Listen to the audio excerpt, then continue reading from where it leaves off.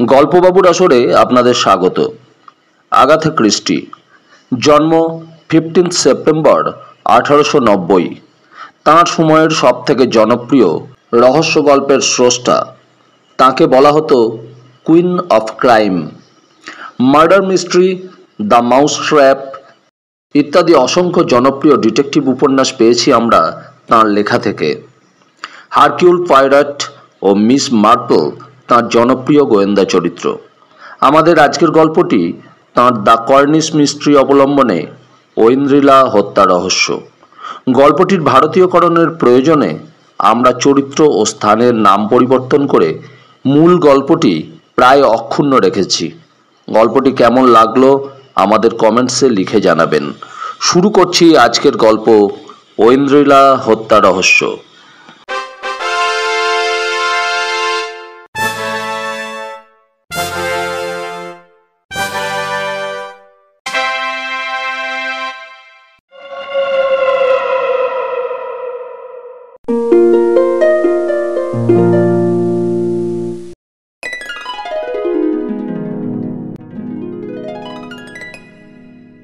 আমাদের ল্যান্ডলেডি ঘরে ঢুকে জানালেন, রুদ্র, ঐন্দ্রিলা রায় বলে একজন তোমার সাথে দেখা করতে এসেছে। ঐন্দ্রিলা রায় এসে ঘরে ঢুকলেন। রোগা ফ্যাকাশে প্রায় 50 বছরের অতি সাধারণ চেহারার এক ভদ্রমহিলা। পরনের পোশাক আশাক একেবারেই সাদামাটা। যে কোনো মফস্বল শহরের রাস্তায় এরকম চেহারার ভদ্রমহিলা অজস্র দেখতে পাওয়া যাবে। ভদ্রমহিলা ঘরে ঢুকে খুব জড়সড় হয়ে দাঁড়িয়েছিলেন। ওর বিব্রত অবস্থা দেখে রুদ্রই এগিয়ে গিয়ে সাদর অভ্যর্থনা জানিয়ে বলে উঠল, আসুন ম্যাডাম, এই চেয়ারটায় এসে বসুন। আমার নাম রুদ্র, রুদ্রনীল রায়। আর এই যে আমার বন্ধু অমিত সেন। বলুন, আপনার জন্য আমরা কি করতে পারি? ভদ্রমহিলা চেয়ারে বসেও চুপ করে রইলেন বেশ খানিকক্ষণ। নিজের আঙুলগুলো নাড়াচাড়া করতে লাগলেন উনি। লক্ষ্য করলাম ওর মুখটা আস্তে আস্তে লাল হয়ে উঠছে। রুদ্র আবার খুব নরমভাবে ওকে জিজ্ঞেস করলো, ম্যাডাম, আমি কি কোনো ব্যাপারে আপনাকে সাহায্য করতে পারি? ভদ্রমহিলা এবার একটু সাহস পেয়ে বলতে শুরু করলেন, মানে ব্যাপারটা কি জানেন মিস্টার রুদ্র, আমি পুলিশকে এ ব্যাপারটা একেবারেই জানাতে চাই না। কোনো একটা ঘটনা আমাকে অত্যন্ত বেশি ভাবিয়ে তুলেছে, কিন্তু শেষ পর্যন্ত আমাকে। ভদ্রমহিলা হঠাৎ থেমে গেলেন। রুদ্র ভদ্রমহিলাকে আশ্বাস দিয়ে বলল, আরে আমার সঙ্গে পুলিশের কোনো রকম সম্পর্ক নেই। আমার অনুসন্ধানের কাজকর্ম একেবারেই ব্যক্তিগত ও গোপন। রুদ্রর শেষ কথাগুলি শুনে ভদ্রমহিলা একটু ধাতস্থ হলেন। উনি বলে উঠলেন, হ্যাঁ, আমি সেটাই চাইছি। আসলে ব্যাপারটা হলো, আমার মনে কিছুদিন ধরেই একটা অত্যন্ত ভয়াবহ দুশ্চিন্তা ঢুকেছে। হয়তো বেচারা রজতকে আমি অন্যায়ভাবেই সন্দেহ করছি, কিন্তু চিন্তাটা কিছুতেই মন থেকে যাচ্ছে না। বিশেষত আজকাল চারিদিকে যেসব ঘটনা ঘটছে তাতে।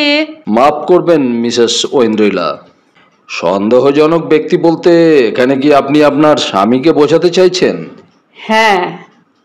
তা ওর ওপর ঠিক কী ধরনের সন্দেহ আপনার হচ্ছে? দেখুন, আমি এসব কথা মুখেও উচ্চারণ করতে চাই না, কিন্তু আজকাল চারিদিকে যা সব ঘটছে। আমি এতক্ষণে হতাশ হয়ে ভাবতে শুরু করেছিলাম ভদ্রমহিলা কি আদৌ আসল কথায় আসবেন, কিন্তু দেখলাম রুদ্ররও অসীম ধৈর্য। ও আবার আস্তে আস্তে খুব নরমভাবে ভদ্রমহিলাকে বলল, দেখুন, কোনো রকম ভয় পাবেন না, নির্ভয়ে সব কিছু আমাকে খুলে বলুন। একবার ভাবুন তো, আপনার সন্দেহ যদি অমূলক বলে বোঝা যায় তাহলে আপনার তাতে কতখানি আনন্দ হবে। তা অবশ্য ঠিক। এই রকম একটা অনিশ্চিত মানসিক অবস্থায় থাকার চাইতে যে কোনো একটা কিছু মীমাংসা হয়ে যাওয়াটা দরকার।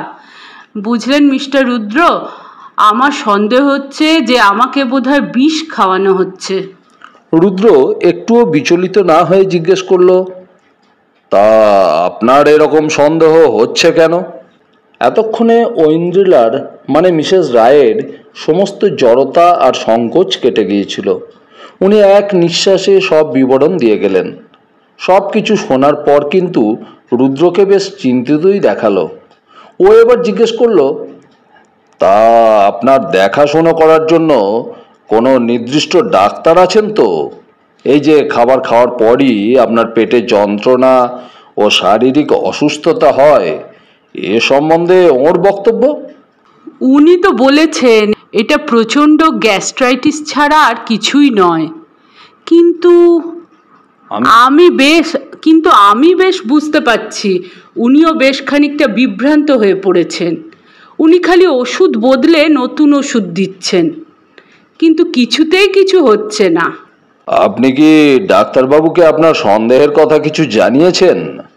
না মিস্টার রুদ্র, একদমই নয়। আমাদের শহরে এ ধরনের কথাবার্তা খুব তাড়াতাড়ি ছড়িয়ে পড়ে। তাছাড়া হয়তো আমার রোগটা সত্যি সত্যিই গ্যাস্ট্রাইটিস। তবে এটা কিন্তু সত্যিই খুব আশ্চর্যের ব্যাপার যে সপ্তাহে রজত বাড়ি থাকে না, ঠিক তখনই আমি পুরোপুরি সুস্থ থাকি। আর আমার ননদের মেয়ে অর্পিতাও এটা লক্ষ্য করেছে। তাছাড়া আমাদের বাগানের আগাছা সাফ করার জন্য যে ওষুধটা আছে সেটা কখনো ব্যবহার করাই হয় না, অথচ আমাদের মালি সেদিন বলছিল যে ওষুধের বোতলটা নাকি অর্ধেক খালি। কথা শেষ করে ভদ্রমহিলা খুব করুণ দৃষ্টিতে রুদ্রর দিকে তাকালেন। রুদ্র ওকে আশ্বাস দেওয়ার ভঙ্গিতে হেসে নিজের নোট বইটা খুলে ধরল। ঠিক আছে ম্যাডাম, এবার কাজের কথায় আসি। রুদ্র বলে উঠল, আপনারা থাকেন কোথায়? পলাশপুর নামে একটা ছোট্ট শহরে। ওখানে আপনারা কতদিন ধরে আছেন? 14 বছর। বাড়িতে আর কে কে আছে? আপনাদের বাচ্চা কাচ্চা কটি? আমরা নিঃসন্তান। আমরা স্বামী স্ত্রী এই দুজনেই থাকি। একটু আগে আপনি বলছিলেন না আপনার এক আত্মীয়ার কথা? হ্যাঁ, আমার ননদের মেয়ে অর্পিতা। গত 8 বছর ধরে অর্পিতা আমাদের কাছেই ছিল, তবে সপ্তাহখানেক আগে ও আমাদের বাড়ি ছেড়ে চলে গেছে। চলে গেছে? কেন, কি হয়েছিল? কিছুদিন যাবৎ অর্পিতার আচার ব্যবহার কেন জানি না খুব রুক্ষ হয়ে উঠেছিল। শেষ পর্যন্ত একদিন ও খুব চেঁচামেচি রাগারাগি করে বাড়ি থেকে বেরিয়ে গিয়ে শহরের অন্য প্রান্তে একটা ঘর ভাড়া করে আছে। তারপর থেকে আর ওর সঙ্গে আমার দেখা হয়নি। আবির তো প্রায়ই বলে অর্পিতাকে এভাবে তার নিজের খেয়াল খুশি মতো চলতে দেওয়া উচিত নয়। এই মিস্টার আবিরটিকে? মিসেস রায় হঠাৎ আবার একটু বিব্রত হয়ে পড়লেন। একটু আমতা আমতা করে উনি উত্তর দিলেন, উনি মানে নিছকই আমাদের এক পারিবারিক বন্ধু, খুব চমৎকার স্বভাবের এক তরুণ।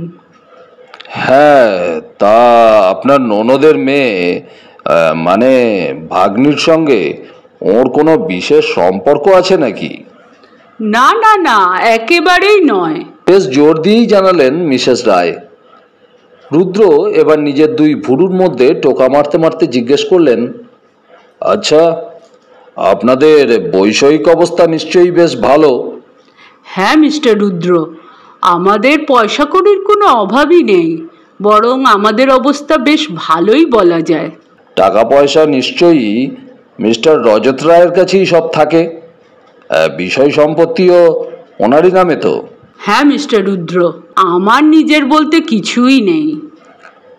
শুনুন ম্যাডাম, আমাদের বাস্তব অবস্থাটাকে মেনে নিতে হবে।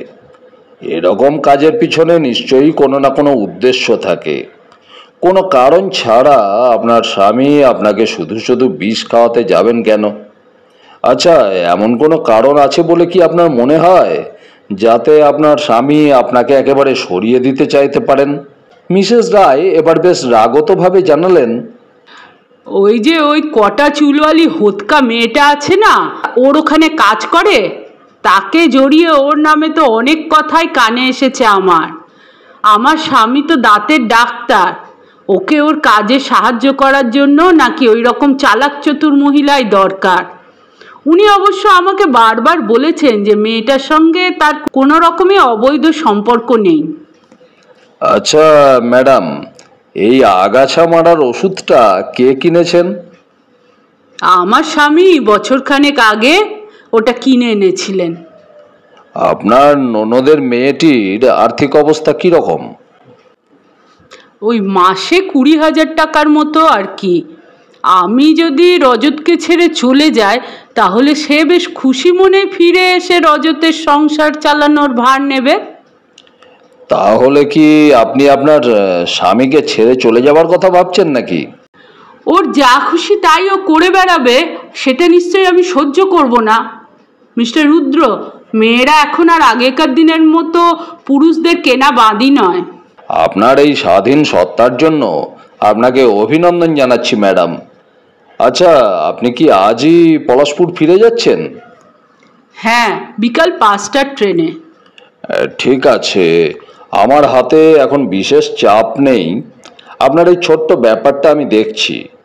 আগামীকাল আমি পলাশপুর যাচ্ছি।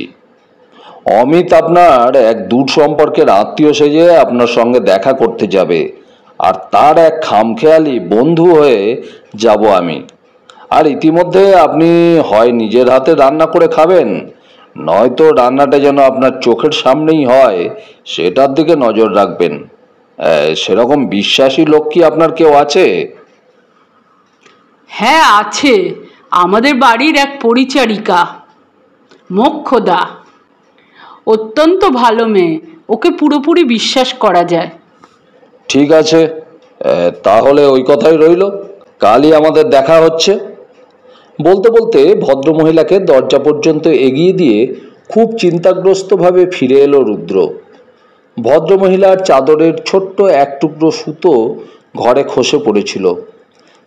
রুদ্র সন্তর্পণে 2 আঙুল দিয়ে সেটাকে তুলে নিয়ে বাজে কাগজের ঝুড়িতে ফেলে দিল। তারপর আমাকে জিজ্ঞেস করলো, অমিত, এই কেসটা সম্বন্ধে তোমার কি মনে হয়? খুবই খারাপ একটা ব্যাপার, জবাব দিলাম আমি। এটা তুমি ঠিকই বলেছ। আমার তো মনে হয় ভদ্রমহিলা যা সন্দেহ করছেন সেটা ঠিকই।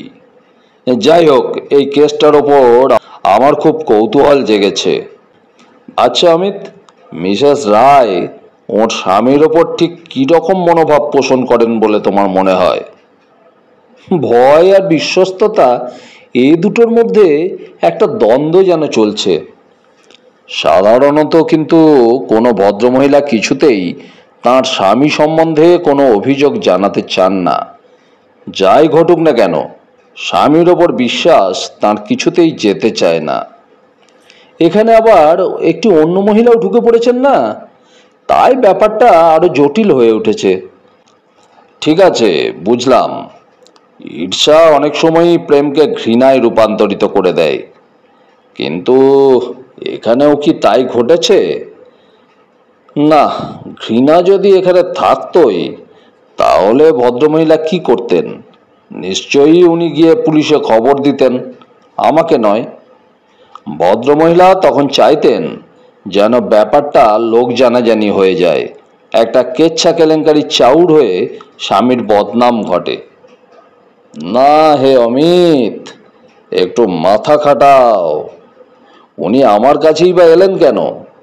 তার সন্দেহটা যে মিথ্যে তা প্রমাণ করার জন্য, না তার উল্টোটা?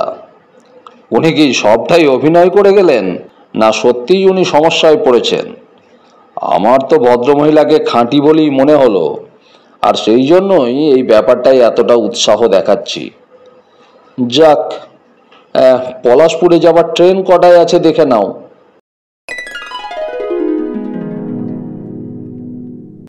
দুপুর 1:50 ট্রেনে চেপে আমরা সন্ধে 7টার একটু পরে পলাশপুরে পৌঁছালাম। হোটেল শান্তিনিকেতনে জিনিসপত্র রেখে অল্প কিছু খেয়ে নিয়ে আমরা বেরিয়ে পড়লাম মিসেস রায়ের বাড়ির দিকে। সামনে সুন্দর একটা বাগান সহ বেশ ছিমছাম বাড়িটা। এরকম সুন্দর পরিবেশে যে কোনো রকম হিংসাত্মক ঘটনা ঘটতে পারে তা বিশ্বাস করতে ইচ্ছা হয় না। রুদ্র কলিং বেল বাজালো।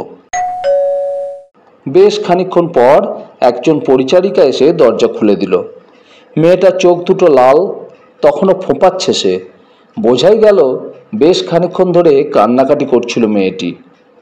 রুদ্র আস্তে আস্তে ওকে বলল, আমরা মিসেস রায়ের সঙ্গে দেখা করতে এসেছি। ভেতরে যেতে পারি কি? পরিচারিকাটি চমকে উঠে আমাদের দিকে চেয়ে রইল খানিকক্ষণ, তারপর বলে উঠল, তাহলে আপনারা কি এখনো কিছু শোনেননি? উনি যে মারা গেছেন, আজ খানিকক্ষণ আগেই তো সব শেষ হয়ে গিয়েছে। হঠাৎ বাজ পড়লেও বোধহয় এত চমকে যেতাম না। খানিকক্ষণ হতবাক হয়ে থেকে শেষ পর্যন্ত আমিই জিজ্ঞেস করলাম, কি করে মারা গেলেন উনি? কি হয়েছিল? মেয়েটি চট করে একবার পিছন দিকে তাকিয়ে নিয়ে উত্তর দিল, সে কথা আর কি বলবো, বাড়িতে যদি আর কেউ থাকতো তাহলে আমি এই মুহূর্তেই আমার জিনিসপত্র সব গুছিয়ে নিয়ে চলে যেতুম, কিন্তু ওর মৃতদেহ নির্জন বাড়িতে ফেলে রেখে আমি কিছুতেই কোথাও যাব না। আমি এ ব্যাপারে কিছুই বলতে চাই না, কিন্তু সবাই জানে আসলে কি ঘটেছে। সারা শহরে তো এ নিয়ে ঢিঢি পড়ে গেছে। আবি সাহেব যদি পুলিশকে কিছু না জানান তাহলে তার বদলে অন্য কেউ না কেউ নিশ্চয়ই জানাবে। আমি আজ সন্ধেবেলা নিজের চোখে দেখেছি কর্তা তাক থেকে আগাছা মারবার বোতলটা নামাচ্ছেন। আমাকে দেখে তো উনি দারুণ চমকে গেলেন। গিন্নিমার খাবারও তো সেই কখন থেকে কাছে একটা টেবিলের ওপর রাখা ছিল। না, যতক্ষণ আমি এ বাড়িতে আছি ততক্ষণ আর আমি একটি কথাও বলবো না, তাতে আমার যা হবার হোক। তোমার গিন্নিমাকে শেষ সময় যে ডাক্তারবাবু দেখেছিলেন তার নাম কি? কোথায় থাকেন তিনি? রুদ্র প্রশ্ন করল। ডাক্তারবাবুর নাম তো সোমশুভ্র। ওই রাস্তাটা যেখানে গিয়ে বাঁক নিয়েছে সেখানে গিয়ে 2 নম্বর বাড়িটাই তো ওর। রুদ্র এবার হঠাৎ পিছন ফিরে হাঁটতে লাগলো।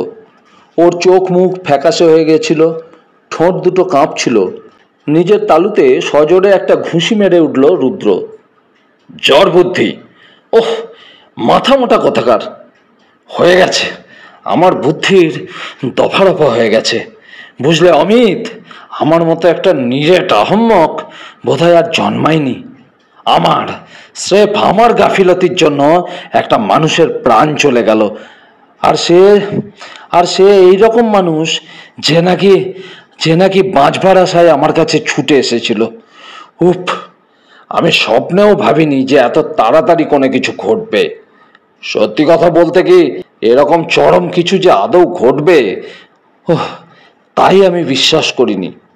এই যে আমরা ডাক্তারবাবুর বাড়ি পৌঁছে গেছি, দেখা যাক ইনি আবার কি বলেন। নানা গল্পে গ্রামের ডাক্তারদের যেরকম বর্ণনা থাকে, ডক্টর সোমশুভ্রের চেহারাটি অবিকল সেই রকমের।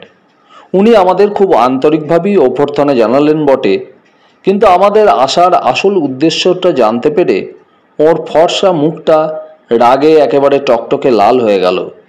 উনি বেশ উত্তেজিতভাবেই বলে উঠলেন, এটা একটা নিছক ষড়যন্ত্র, যত সব বাজে কথা। আরে কেসটা তো আমার হাতেই ছিল নাকি? মিসেস রায়ের রোগটা একেবারে পুরোপুরি গ্যাস্ট্রাইটিস ছাড়া আর কিছুই নয়। এই শহরটা হচ্ছে যত উটকো গুজবের জন্মভূমি। এক পাল বাচাল বুড়ি আছে শহরে, তারাই একসঙ্গে গল্পের আড্ডায় বসে দুনিয়ার গাল গল্প আর কুৎসা তৈরি করে ছড়ায়। এক বোতল আগাছা মারার ওষুধকেও মানুষ মারা বিষ বলে রটায়। সত্যি কি দারুণ কল্পনা শক্তি এদের। আমি ডক্টর রজত রায়কে ভালো করে চিনি। একটা বুড়ো কুকুরকে বিষ খাওয়ানো ওর পক্ষে সম্ভব নয়। তাছাড়া শুধু শুধু নিজের স্ত্রীকে ও খুন করতে যাবেই বা কেন বলুন? রুদ্র এবার ওর দিকে ফিরে বলল, কিন্তু ডাক্তারবাবু, একটা ব্যাপার তাহলে বোধহয় আপনি জানেনই না। এরপর মিসেস রায়ের সঙ্গে আমাদের সাক্ষাৎকার, ওর স্বামী সম্পর্কে ওর সন্দেহ, এই সমস্ত কাহিনী রুদ্র ডক্টর সোমশুভ্রকে খুলে বলল। সব শুনে ডাক্তারবাবুর মুখের চেহারা যা হলো তা লিখে বোঝানো যাবে না। শেষ পর্যন্ত উনি হতাশভাবে বলে উঠলেন, হায় ভগবান, এসব কি কাণ্ড! তা মিসেস রায় আমার কাছে এত সব ব্যাপার খুলে বললেন না কেন? বোধহয় সব শুনে আপনি ওকে বিদ্রূপ করবেন, সেই ভয়ে, রুদ্র বলে উঠল। না না, বিদ্রুপ কেন করব? আমি কখনো কোনো ব্যাপারে বদ্ধ মন নিয়ে চিন্তা করি না। রুদ্র ওর দিকে তাকিয়ে একটু মুচকি হাসল শুধু। বেশ বোঝা যাচ্ছিল ডক্টর সোমশুভ্র খুবই বিচলিত হয়ে পড়েছেন, যদিও বাইরে তিনি সেটা একেবারেই প্রকাশ করতে চাইছিলেন না। এরপর ওর কাছ থেকে বিদায় নিয়ে হোটেলে ফিরে এসে রুদ্র হো হো করে হেসে উঠে বলল, একগুঁয়ে গাধা কথাকার, যেহেতু ও বলেছে যে মিসেস রায়ের গ্যাস্ট্রাইটিস হয়েছে, অতএব অন্য কিছুই তার হতেই পারে না। যাই হোক, ভদ্রলোক এখন খুবই অস্বস্তির মধ্যে রয়েছেন। সে না হয় হলো, কিন্তু এরপর আমরা কি করব? জিজ্ঞেস করলাম আমি। কি আবার করব? কাল কলকাতা ফিরে গিয়ে এখানকার পরিস্থিতির দিকে নজর রাখবো, রুদ্র উত্তর দিল। বলা বাহুল্য, ওর কথা শুনে খুবই হতাশ হলাম। যদি এরপর আর কিছুই না ঘটে? আবার জিজ্ঞেস করলাম ওকে। আরে না হে না, অনেক কিছুই ঘটবে এরপর, এই তো সবে ঘটনার শুরু, রুদ্র আশ্বাস দিল। পরের দিন ট্রেনে চড়ার আগে রুদ্র আমাকে নিয়ে তাড়াতাড়ি মিসেস রায়ের ননদের মেয়ে অর্পিতা চ্যাটার্জির সঙ্গে দেখা করতে গেল। দেখলাম অর্পিতা সত্যিই রূপসী। আমরা যখন গেলাম তখন অর্পিতা বেশ লম্বা সুপুরুষ এক তরুণ ভদ্রলোকের সঙ্গে কথা বলছিলেন। রুদ্রর কাছ থেকে সব কিছু শুনে অর্পিতা সখেদে বলে উঠল, বেচারি মামি, সত্যি বড় দুঃখের ব্যাপার ঘটে গেল। আমি অত বেশি রেগে গিয়ে ওর কাছ থেকে চলে না এলেই পারতাম। অর্পিতা যার সঙ্গে কথা বলছিল তারই নাম আবির মুখার্জি। আবির এবার মন্তব্য করল, না না অর্পিতা, এ কথা কেন বলছো? তুমিও তো অনেক কিছুই সহ্য করেছো। তা হয়তো সত্যি, কিন্তু আমি বুঝি যে আমার মেজাজটাও খুব চড়া। মামি বোকার মতো ব্যবহার করেছিল এটা ঠিকই, কিন্তু আমার উচিত ছিল পুরো ব্যাপারটাই হেসে উড়িয়ে দেওয়া। মামি যে মনে করত মামা ওর খাবারে বিষ দিচ্ছে, এটা অবশ্য একেবারেই অর্থহীন চিন্তা। খাবার খাওয়ার পরে মামির শরীর খারাপ হয়ে পড়তো, এটা অবশ্য ঠিক, কিন্তু আমি নিশ্চিত যে এই অসুস্থতার আসল কারণ হলো মামির ওই সমস্ত উল্টোপাল্টা মানসিক উদ্বেগ। মামি যেন ধরেই নিত যে ওর শরীর খারাপ হবেই। পুরো ব্যাপারটাই সম্পূর্ণ মনস্তাত্ত্বিক। রুদ্র এবার জিজ্ঞেস করলো, আচ্ছা, আপনি ওর ওপর এত রেগে গিয়েছিলেন কেন? মিস চ্যাটার্জি একটু দ্বিধাগ্রস্তভাবেই আবিরের দিকে তাকালেন।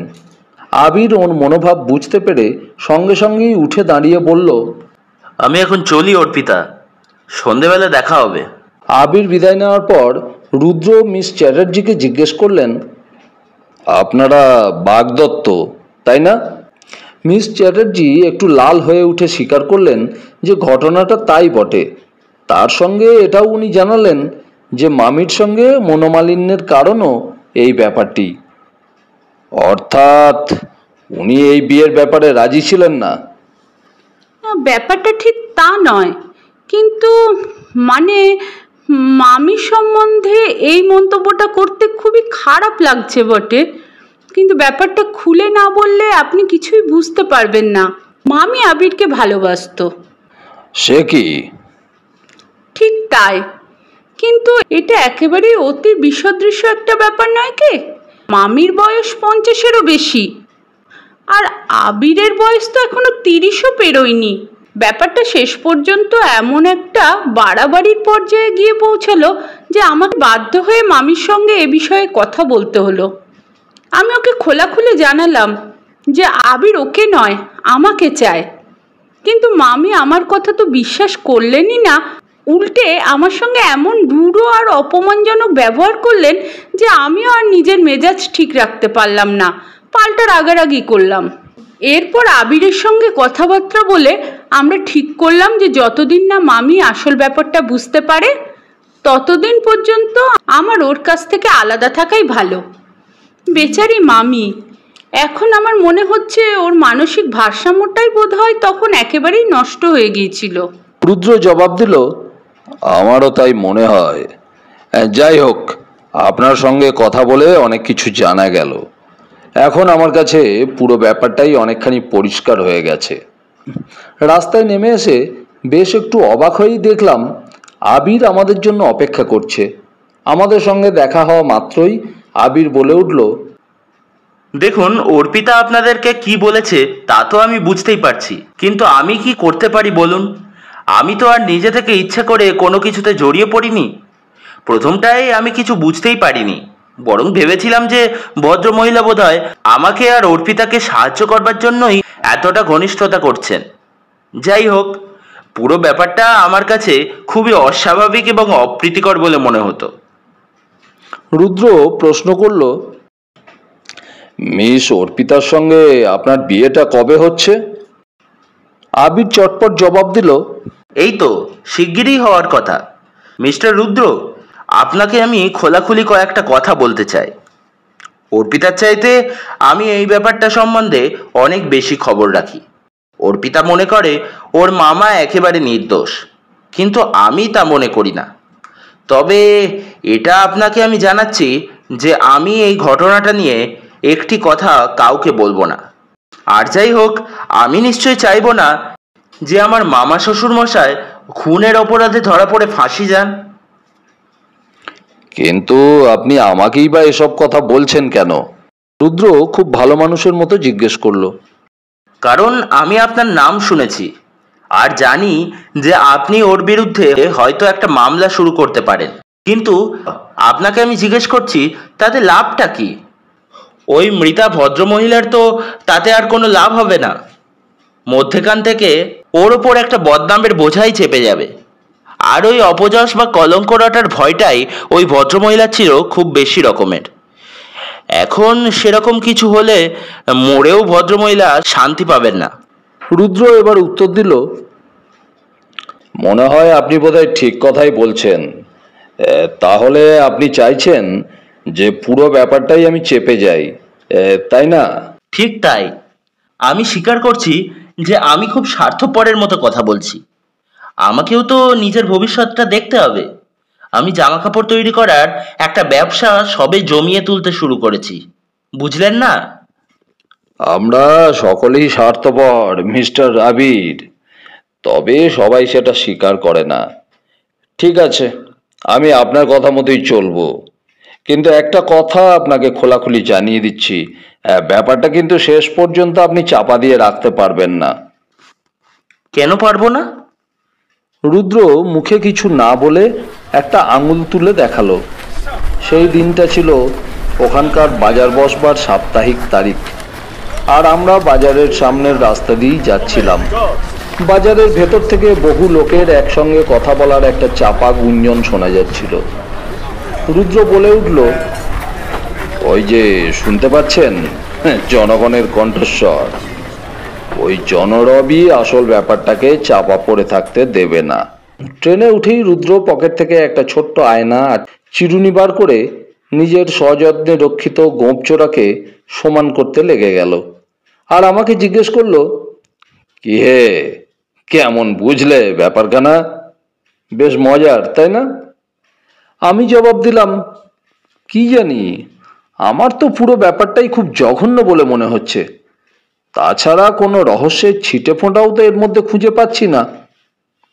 ঠিকই বলেছ অমিত, ব্যাপারটার মধ্যে আদৌ কোনো রহস্য নেই। আমি আবার বললাম, মিস অর্পিতার কথাবার্তার মধ্যেই যা কিছুটা রহস্যময়তা, বিশেষত ওর মামির অস্বাভাবিক প্রেম কাহিনীটুকু। ওর মামি অর্থাৎ মিসেস রায় এত সভ্য, ভদ্র, সম্মানীয় মহিলা, অথচ রুদ্র আমার মুখের কথা কেড়ে নিয়ে বলল, এই প্রেমের কাহিনীটা মোটেই গোলমাল নয়।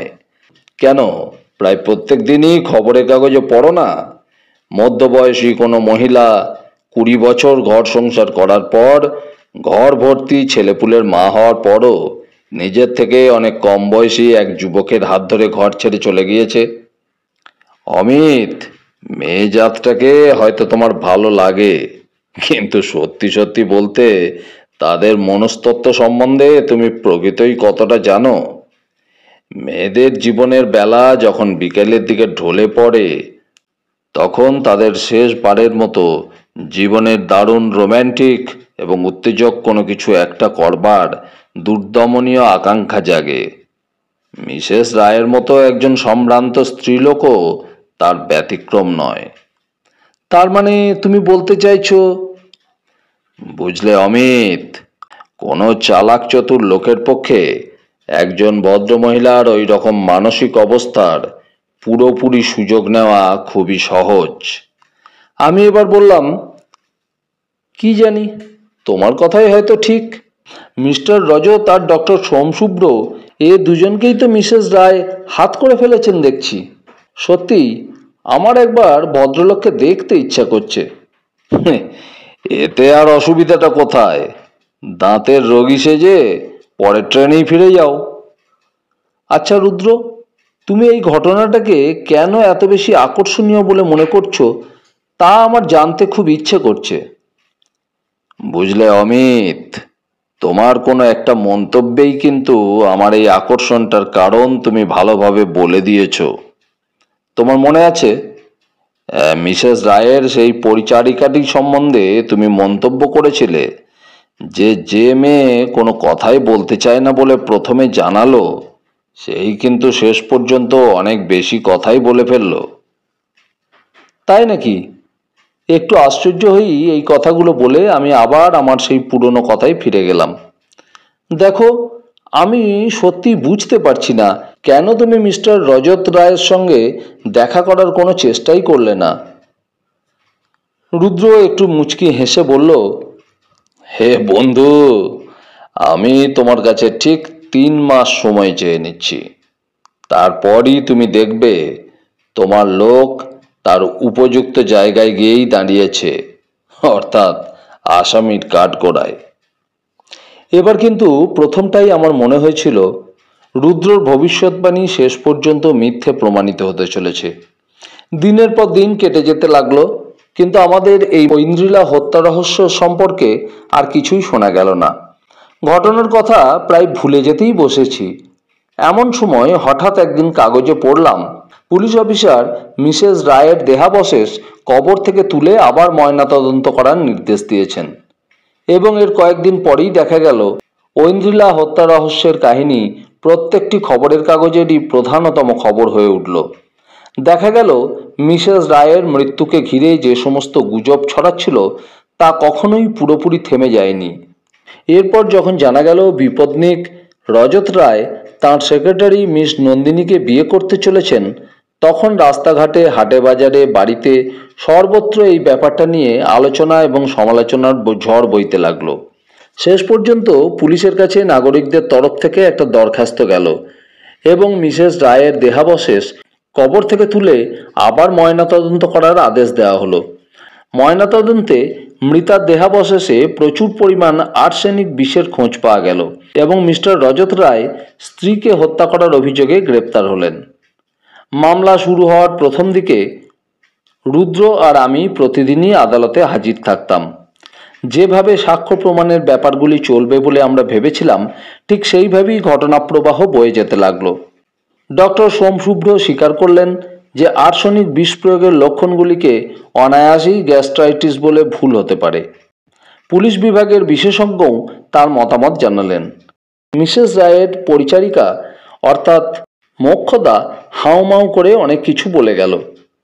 তার অনেক বক্তব্যই অগ্রাহ্য করা হলেও তার সাক্ষ্যটাও মিস্টার রায়ের বিরুদ্ধে গেল। অর্পিতা চ্যাটার্জি সাক্ষ্য দিল যে মিসেস রায় যতবার তাঁর স্বামীর তৈরি করা খাবার খেতেন তাঁর শারীরিক অবস্থা খারাপ হয়ে পড়ত। আবির জানালো যে মিসেস রায় যেদিন মারা যান সেদিন তিনি আকস্মিকভাবে ওদের বাড়ি বেড়াতে গিয়ে দেখেছিলেন যে মিস্টার রায় রান্নাঘরের তাকে আগাছা মারার বোতলটা তুলে রাখছেন এবং তার খুব কাছেই একটা টেবিলের ওপর মিসেস রায়ের খাবার তৈরি করে রাখা আছে।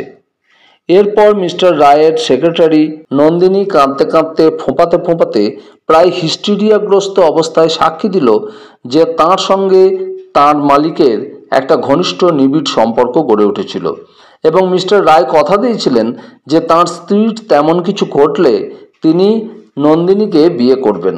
মিস্টার রায়ের তরফ থেকে তখনই কোনো জবাব দেওয়া হলো না এবং তাকে উচ্চতর আদালতে বিচারের জন্য পাঠানো হলো। আদালত শেষ হয়ে যাওয়ার পর আবির মুখার্জি হাঁটতে হাঁটতে আমাদের সঙ্গে হোটেল পর্যন্ত এলেন। রুদ্র ওকে বলেছিল, দেখলেন তো মিস্টার আবির, আমার কথাই ঠিক হলো। জনগণের কণ্ঠস্বরই শেষ পর্যন্ত জয়ী হলো। এই কেসটাকে আর তারা চেপে রাখতে দিল না। হ্যাঁ, আপনার কথাই ঠিক হলো। মিস্টার আবির দীর্ঘশ্বাস ফেলে জানালেন, তা মিস্টার রায়ের ছাড়া পেয়ে যাওয়ার কোনো সম্ভাবনা আছে কি? উনি তো ওর জবাব দেওয়া মুলতুবি রেখেছেন। হয়তো আপনাদের চলতি কথা মতো ওর আস্তিনে কোনো তুরুপের তাস লুকোনো আছে। যাকে মিস্টার আবির, আমাদের সঙ্গে ভেতরে চলুন, একটু কথাবার্তা বলা যাক। মিস্টার আবির রাজি হয়ে গেলেন। আমরা একটা টেবিলে বসে দুটো চায়ের অর্ডার দিলাম। চাটা অবশ্য শেষ পর্যন্ত পাওয়া যাবে বলে মনে হলো না। টেবিলে বসে রুদ্র আবার তার কথা শুরু করলেন। বুঝলেন মিস্টার আবির, আমার অবশ্য এই ব্যাপারে যথেষ্ট অভিজ্ঞতা আছে। আমাদের মিস্টার রায় বেঁচে যাওয়ার মাত্র একটি ফাঁকই আমি দেখতে পাচ্ছি। সেটা কি? আবির জানতে চাইল। এই যে এই কাগজটা, আপনি এটাই সই করলেই সেটা হয়ে যাবে। ঠিক জাদুকরের মতো অপ্রত্যাশিতভাবে রুদ্র এক টুকরো লেখা ভর্তি বড় কাগজ বার করে আনলেন। এটা কি? আবির অবাক হয়ে জিজ্ঞেস করল, আপনি যে মিসেস রায়কে খুন করেছেন এটা তারই স্বীকারোক্তি। এক মুহূর্ত সব চুপচাপ। তারপর আবির সশব্দে হেসে উঠে বলল,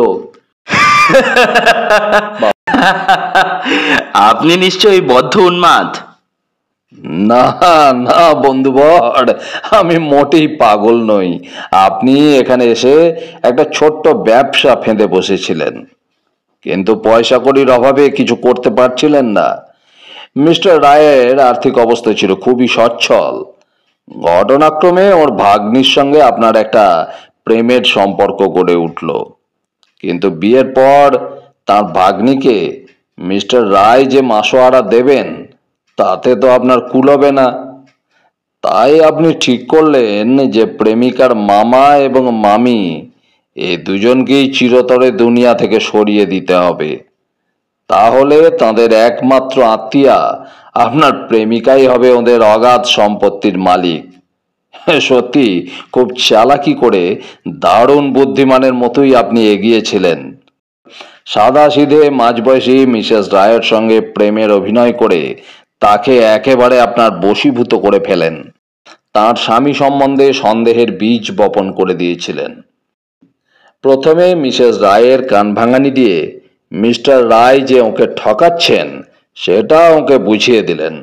দ্বিতীয়ত, মিসেস রায়ের মনে আপনি এই ধারণাও ঢুকিয়ে দিলেন যে ওর স্বামী ওকে বিষ খাইয়ে মারতে চাইছেন। আপনার সামনে একটাই অসুবিধা ছিল, তা হলো দুজন পৃথক ভদ্রমহিলার সঙ্গেই ঘনিষ্ঠ সম্পর্ক বজায় রাখা। কিন্তু সেটাও যথার্থ আপনার কাছে খুব একটা কঠিন কাজ হয়ে ওঠেনি।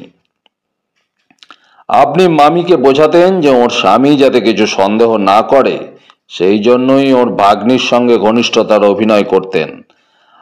আর আর অর্পিতা অর্থাৎ ভাগ্নিকে আর কষ্ট করে কিছু বোঝাতেই হয়নি। অর্পিতা কখনোই ওর মামিকে প্রেমে ওর সত্যিকারের প্রতিদ্বন্দ্বী বলে ভাবেনি। কিন্তু এরপরই ব্যাপারটা ঘটে গেল অন্যরকম। মিসেস রায় আপনাকে কোনো কিছু না বলে আমার সঙ্গে দেখা করতে এলো। ওর উদ্দেশ্য হলো, যদি সত্যি সত্যি ওর স্বামী ওকে বিষ দিচ্ছে এটা প্রমাণিত হয়, তাহলে উনি স্বামীকে ছেড়ে চলে যাবার একটা ন্যায়সঙ্গত কারণ পাবেন, আর তাহলেই আপনার সঙ্গে মিলিত হতে পারবেন। উনি সত্যিই বিশ্বাস করতেন যে আপনি ওকে নিয়ে ঘর বাঁধতে চান, কিন্তু আপনি ছিলেন সম্পূর্ণ অন্য মতলবে, আর আকস্মিকভাবে সে সুযোগ আপনি পেয়েও গেলেন। মিস্টার রায় ওর স্ত্রীর জন্য খাবার তৈরি করছেন, এমন সময় আপনি ঘরে ঢুকলেন। চটপট তৈরি হওয়া খাবারের মধ্যে মারাত্মক পরিমাণে আর্সেনিক মিশিয়ে দিলেন আপনি। মিস্টার রায়ের বিরুদ্ধে চুপি চুপি অপপ্রচার চালাতে লাগলেন আর পুরো ব্যাপারটাকে একদম চাপা দেওয়ার জন্য চেষ্টা চালিয়ে যেতে লাগলেন। কিন্তু একটা জিনিসকেই আপনি হিসেবের মধ্যে রাখেননি, আর সেটা হলো আমার মানে রুদ্রনীল রায়ের বুদ্ধি। মিস্টার আবির একদম বিবর্ণ ফ্যাকাশে হয়ে গিয়েছিলেন, কিন্তু তাও তিনি মুখের দাপটে সবকিছু উড়িয়ে দেওয়ার চেষ্টা করলেন। উনি বলে উঠলেন, বাহ বাহ, দারুণ আকর্ষণীয় আর চমৎকার চিন্তাধারা তো। কিন্তু আমাকে এ সমস্ত বলছেন কেন? আপনাকে এইসব কথা বলছি এই কারণে যে আমি এখন আইনের নয়, মিসেস রায়ের প্রতিনিধিত্ব করছি। ওর খাতিরে আপনাকে আমি পালাবার একটা সুযোগ দিচ্ছি। এই কাগজটায় সই করে দিন, তাহলে আপনাকে 24 ঘন্টা সময় দেওয়া হবে। 24 ঘন্টা পরে আমি এই কাগজটা পুলিশের হাতে তুলে দেব। আবির তখনও ইতস্তত করছিলেন। উনি বলে উঠলেন, আপনারা কিছুই প্রমাণ করতে পারবেন না। পারবো না? ভুলে যাবেন না, আমার নাম রুদ্রনীল রায়। দয়া করে জানলাটা দিয়ে বাইরে তাকান, দেখতে পাবেন দুজন লোক রাস্তায় দাঁড়িয়ে আছে।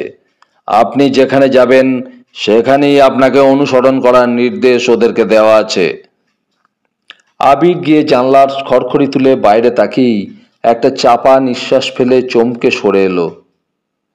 দেখতে পেয়েছেন মিস্টার আবির? এবার সই করুন, এটাই আপনার একমাত্র সুযোগ।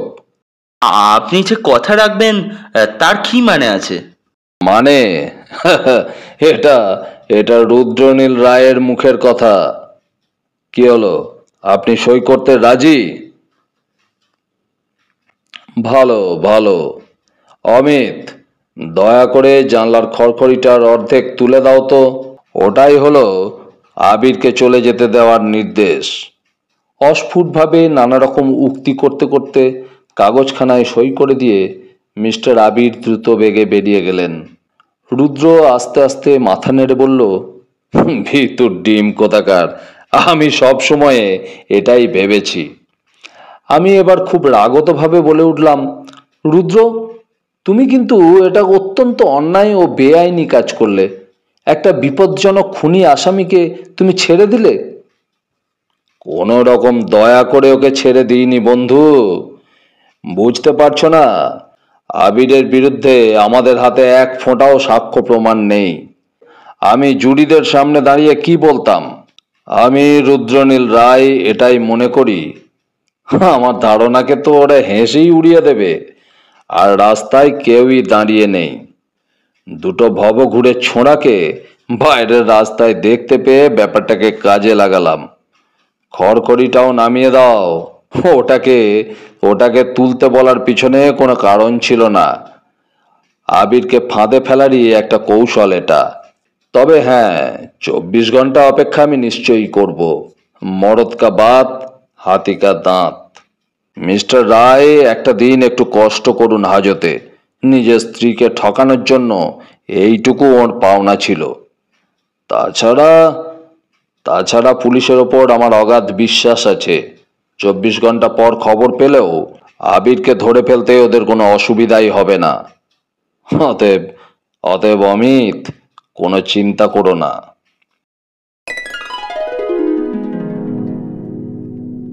আপনারা এতক্ষণ শুনছিলেন আগাথা ক্রিস্টির দ্য কর্নিশ মিস্ট্রি অবলম্বনে ঐন্দ্রিলা হত্যা রহস্য। গল্পটি আপনাদের কেমন লাগলো তা আমাদের লিখে জানাতে ভুলবেন না। গল্পটি ভালো লাগলে আমাদের চ্যানেলটিকে সাবস্ক্রাইব করে পাশে থাকবেন। সুস্থ থাকবেন, ভালো থাকবেন, আনন্দে থাকবেন, আর শুনতে থাকবেন গল্প বাবুর আসর। নমস্কার।